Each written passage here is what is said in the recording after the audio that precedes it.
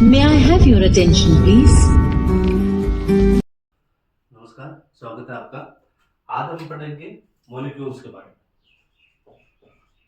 Molecules यानी अणु के बारे में। ठीक है, सीधी सिंपल सी बात है, अणु किससे मिलकर बनता है? अपन के परमाणु से। ठीक है, क्योंकि प्रकृति की सबसे छोटी इकाई कौन सी है? अपन के परमाणु है। ठीक है, और परमाणु आपस में मिलकर किसका निर्माण करते हैं? मॉलिक्यूल्स का। ठीक है, ध्यान रखना, प्रकृति की सबसे छोटी इकाई एटम। ठीक है, एटम मिलकर किसका निर्माण करेंगे? अपन के मॉलिक्यूल्स का। ठीक है, तो देखो, जो दो या दो से अधिक परमाणु का जो समूह होता है, ठीक है, दो या दो से अधिक जो परमाणु का जो समूह होता है, ठीक है, वो परस्पर, ठीक है, रासायनिक आबंध व आकर्षण बल द्वारा जुड़े होते हैं। ठीक है, एक तो किससे? Chemical bond. ठीक है, और एक जो अपन के आकर्षण बल होता है। ठीक है, आकर्षण बल का मतलब क्या होता है कि भाई कोई दो चीज के बीच में आपस में जुड़ने के लिए जो बल कार्यरत होता है वो क्या होता है? अपन के आकर्षण बल होता है। ठीक है, तो ध्यान रखना, कौन सा रहेगा? अपन के आकर्षण बल। ठीक है, नेक्स्ट चीज आती है कि जो संरचना में प्रयुक्त होने वाले जो परमाणु हैं, ठीक है, उनकी संख्या को उस परमाणु का हमेशा क्या कहते हैं? अणु कहते हैं। ठीक है, ध्यान रखना, संरचना में प्रयुक्त होने वाले परमाणु की संख्या को उस परमाणु का क्या बोला जाता है? अणु बोला जाता है। ठीक है, अब देखो, जैसे प्रकृति के अंदर एक तो धातु पाई जाती है, दूसरी क्या पाई जाती है? अपन के अधातु पाई जाती है। ठीक है, जो अणु है, ठीक है, वो अलग अलग प्रकार से पाए जाते हैं, उनकी परमाणुकता क्या आता है? ठीक है, जैसे एक परमाणु, द्विपरमाणु, चतुष्परमाणु, बहुपरमाणु। ठीक है, तो ये क्या चीज है कि भाई एक परमाणु, द्विपरमाणु। ठीक है, आपने देखा होगा कि प्रकृति के अंदर जैसे ऑक्सीजन है, ठीक है, वो किस रूप में पाई जाती है? O2 रूप में पाई जाती है। ठीक है, नाइट्रोजन किस में रूप पाई जाती है? N2 के रूप में, क्लोरीन Cl2 के रूप में। ठीक है, और जैसे आर्गन है, ठीक है, वो क्या रहेगा? अपन के सिंगल रूप में रहेगा। तो ये जो दो, एक, तीन, चार, पांच ये होते हैं, ठीक है, ये इसकी परमाणुकता होती है। ठीक है, जैसे आर्गन और हीलियम। ठीक है, आर्गन व हीलियम। ठीक है, ये क्या है? ध्यान रखना, एक परमाणु। क्या है? एक परमाणु है। ठीक है, ऑक्सीजन, हाइड्रोजन, नाइट्रोजन और क्लोरीन। ऑक्सीजन, हाइड्रोजन, नाइट्रोजन और क्लोरीन, ये क्या अपन के द्विक परमाणु हमेशा किस रूप में पाए जाते हैं? वायुमंडल में एक जोड़े के रूप में। ठीक है, जो फास्फोरस है, ठीक है, वो किस रूप में रहेगा? चतुष परमाणु के रूप में। ठीक है, और जो सल्फर है वो कौन सा रहेगा? अपन के बहुपरमाणु। ठीक है, यही पूछा जाता है ज्यादातर। ठीक है, तो ये चीज आपको याद रखनी है। ठीक है, अब अपन के जो सोडियम, आयरन, एल्यूमिनियम और कॉपर है, सोडियम, आयरन, एल्यूमिनियम और कॉपर, सॉरी ये ध्यान रखना, ये धातु है और ये अपन के धातु है। ठीक है, तो ये प्रकृति में एक परमाणु के रूप में पाई जाती है। ठीक है, ये तो नॉर्मल चीजें हैं अपन के याद रखने योग्य। नेक्स्ट चीज इंपॉर्टेंट आती है अपन के रेडियो बाई मास। ठीक है, द्रव्यमान अनुपात। ठीक है, अब द्रव्यमान अनुपात किस प्रकार निकालते हैं? ठीक है, ये चीज इंपॉर्टेंट है। ठीक है, देखो,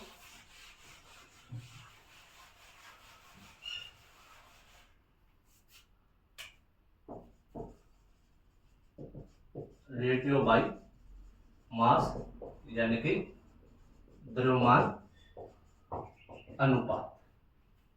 ठीक है, अब द्रव्यमान अनुपात निकालने के लिए अपन को क्या है? पहले तो किसी भी तत्व अपन को द्रव्यमान निकालना आना चाहिए। ठीक है, जो अपन ने लास्ट क्लास के अंदर पढ़ा था सापेक्षिक द्रव्यमान। ठीक है, वो किस प्रकार निकालते वो तो आपको बताया था मैंने।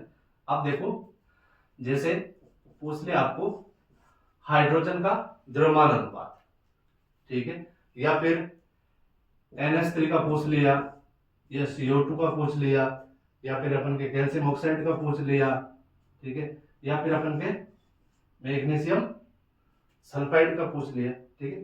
तो इनका अनुपात किस प्रकार अपन निकालेंगे, ठीक है। बिल्कुल सिंपल सी बात है। हाइड्रोजन का परमाणु द्रव्यमान कितना होता है? 1 होता है, ठीक है। कितने अणु है? 2, तो 2 × 1 कर दिया मैंने, ठीक है। ऑक्सीजन का कितना है? 16 है, भाई 8 दूनी 16, ठीक है।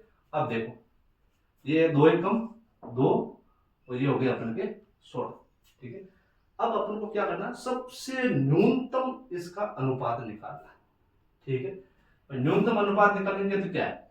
देखो 2 का भाग इसमें भी जा रहा है, 2 एकम 2 और 8 दूनी 16, तो इसका अनुपात कितना हो गया अपन के? 1:8, ठीक है। अब नाइट्रोजन कितने नंबर पे आता है? 7 नंबर पे, तो ये लिख दिया मैंने 14। हाइड्रोजन का कितना अपन के? 1 है, तो 1 × कितने हो गए अपन के?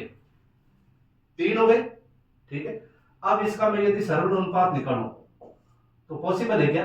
भाई ना तो 2 का भाग जा रहा है इसमें, ना 3 का भाग जा रहा है, तो इसका सरल अनुपात यही रहेगा अपन के 14:3, ठीक है। नेक्स्ट है अपन के जैसे कार्बन डाइऑक्साइड, ठीक है। कार्बन कितने नंबर पे आता है? 6 नंबर पे, तो ये लिख दिया मैंने 12, ठीक है। ऑक्सीजन कितने नंबर पे है? 8, 8 दूनी 16, इसका द्रव्यमान कितना है ऑक्सीजन का? 16 है, तो 16 × 2 कितने अणु है? 2 है, 16 दूना 32 हो गए, तो 12:32, ठीक है। तो अब मैं कितने से बातचीत करूं अपन के? बस इतनी सिंपल सी बात है, 4 से भाग करूं, 4 × 12 और 4 × 8 = 32, तो इसका अनुपात कितना आ जाएगा? 3:8, ठीक है। और इन चीजों में आपको परमाणु द्रव्यमान निकालना आना जरूरी है, और परमाणु द्रव्यमान से पहले परमाणु संख्या, ठीक है। जैसे कौन सा तत्व कितने नंबर पे आता है, जैसे कैल्शियम है, ठीक है। कैल्शियम कितने नंबर पे आता है? 20 नंबर पे आता है, ठीक है। अब 20 नंबर पे आता है तो इसका द्रव्यमान कितना रहेगा? 40 रहेगा, ठीक है। ऑक्सीजन कितने नंबर पे आता है? 8 नंबर पे, तो इसका कितना रहेगा? 16 रहेगा, ठीक है। तो ये लिख दिया मैंने 40:16, ठीक है। अब इसको क्या करूंगा मैं? सरल अनुपात में लूंगा, ठीक है। तो देखो इसको मैंने 8 से काटा, 8 दूनी 16, 8 पंजे 40, तो इसका अनुपात कितना आ जाएगा अपन के? 5:2। यदि डायरेक्ट नहीं निकाल सकते हो ना, तो पहले आप 2 का भाग देकर निकाल दिया करो, ठीक है।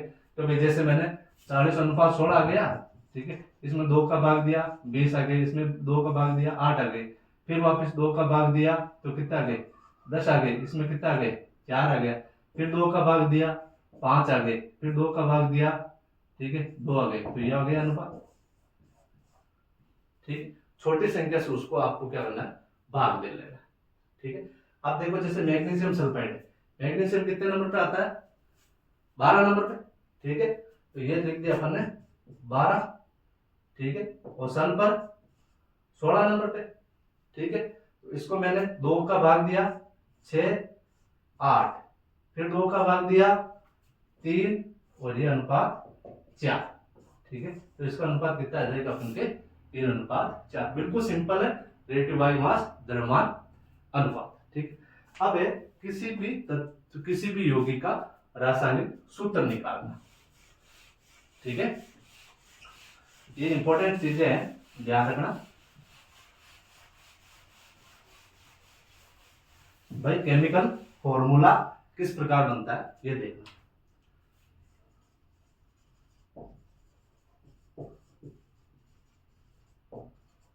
केमिकल फॉर्मूला, ठीक है।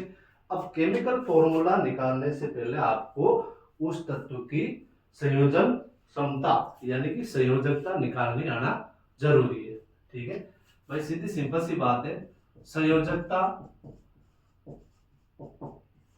बहुत जरूरी है, ठीक है। तो तत्व के संयोजन करने की क्षमता क्या कहलाती है अपन की? संयोजकता कहलाती है। तत्व के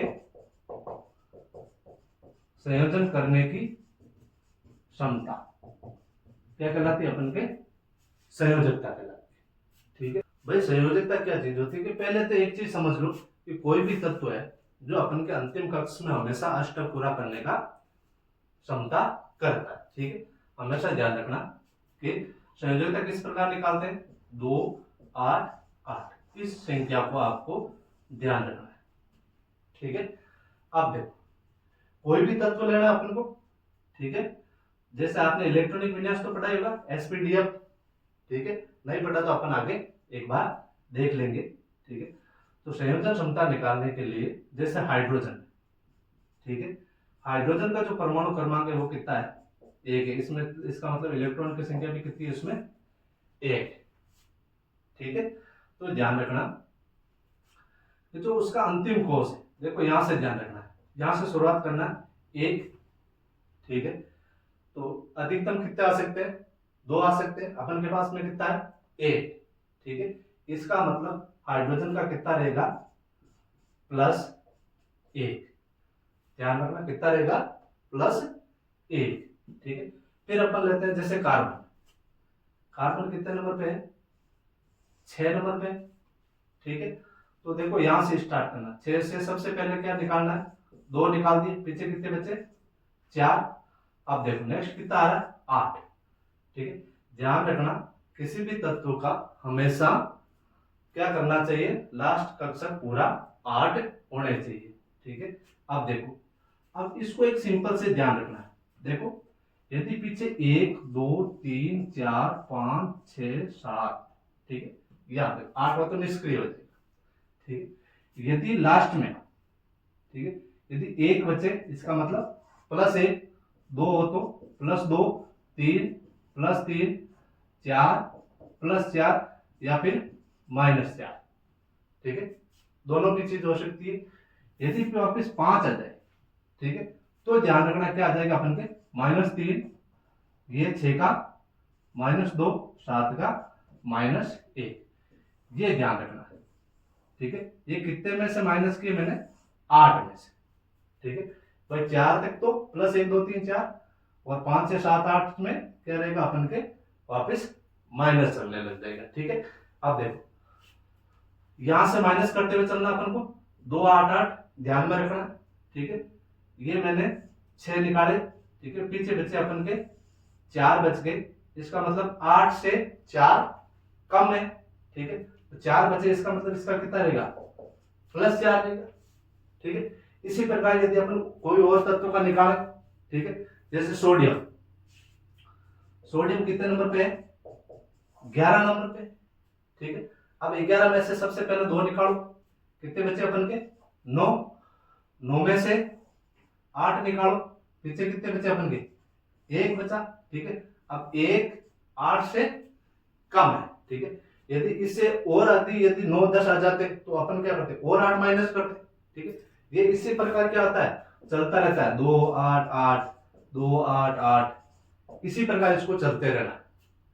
ठीक है, तो कितना बचा पीछे, 1 बचा। 1 बचा, इसका मतलब कितना रहेगा, इसका +1 रहेगा। ठीक है, अब जैसे अपन लेते हैं क्लोरीन का उदाहरण। क्लोरीन कितने नंबर पे, 17 नंबर पे। ठीक है, अब 17 में से सबसे पहले क्या निकालेंगे, 2 निकाल दिया, पीछे कितना बचा, 15।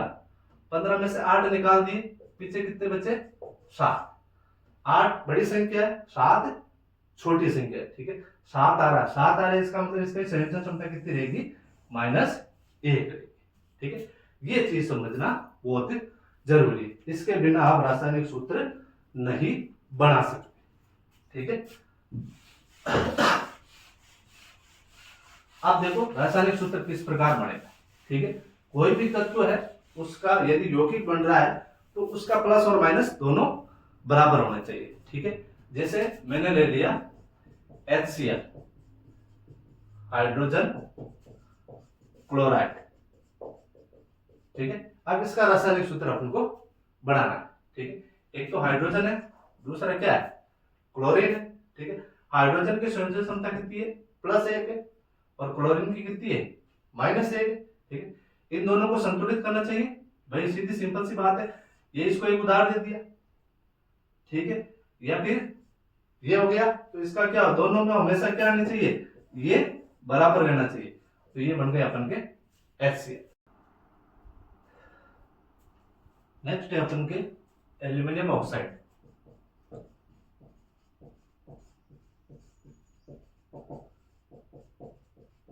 ऑक्साइड, ठीक है, इसमें एल्यूमिनियम है और ऑक्सीजन है।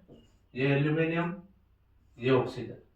एल्यूमिनियम का कितना है +3, ऑक्सीजन का -2। इन दोनों को अपन क्या करेंगे, बराबर करेंगे।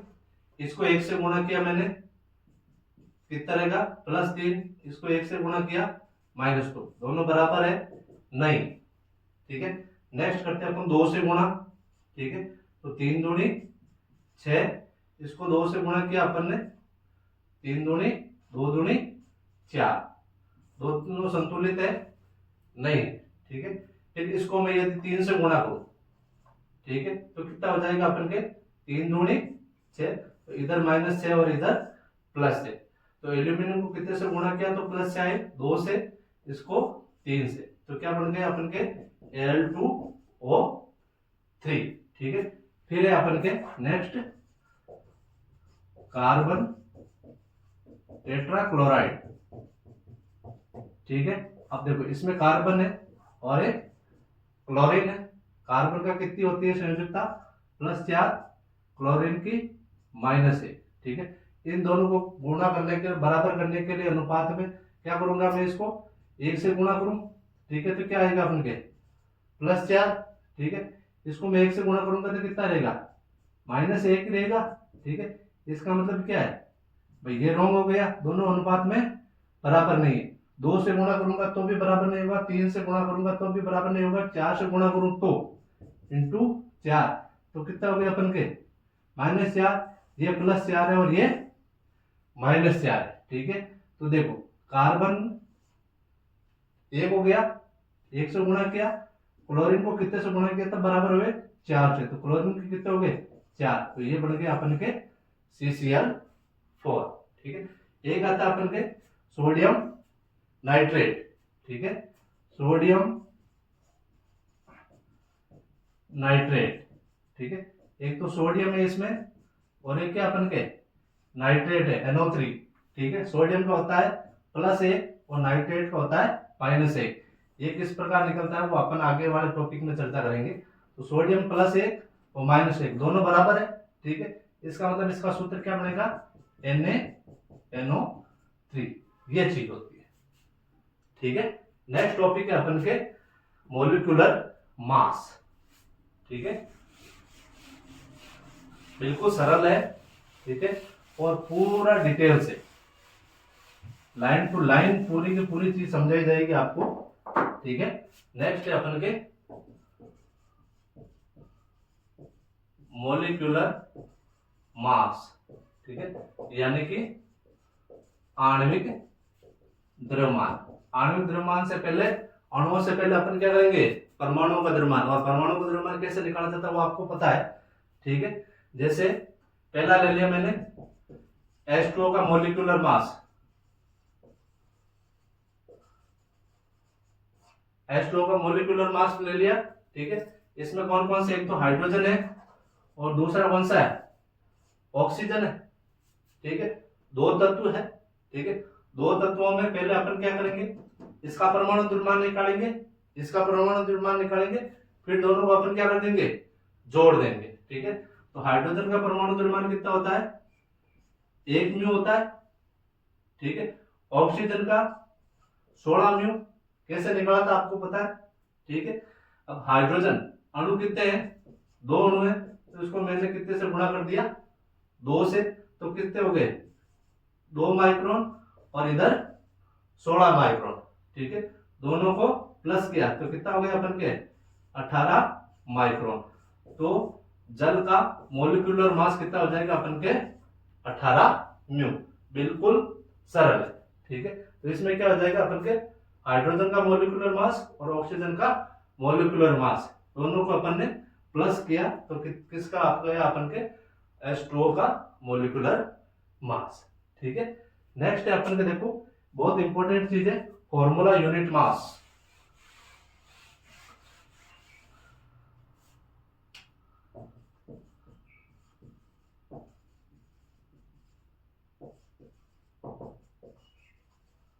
भाई ये चीजें सीखने के लिए आपको शुरुआत से देखना पड़ेगा। ऐसा नहीं कि भाई आप डायरेक्ट उठा के यहाँ से वीडियो चालू कर रहे हो फिर ये चीज समझ में नहीं आएगी। तो ये चीज सीखने के लिए आपको जो पहला चैप्टर है, ठीक है, इसका जो पहला चैप्टर है, ठीक है, उस भाग को आपको देखना पड़ेगा, तभी आपको पता चलेगा भाई कौन सा सूत्र लग रहा है, कैसे द्रव्यमान निकाला जा रहा है।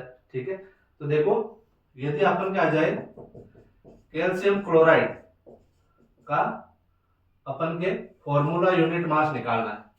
क्या निकालना है? Formula unit mass. तो क्या करेंगे? वही चीज है, बिल्कुल सिंपल। पहले कौन कौन से तत्व है? एक तो कैल्शियम है और दूसरा कौन सा है? क्लोरीन। ठीक है भाई, सबसे पहले अपन क्या करेंगे? कैल्शियम का एटॉमिक मास निकालेंगे, ठीक है, और फिर क्लोरीन का एटॉमिक मास।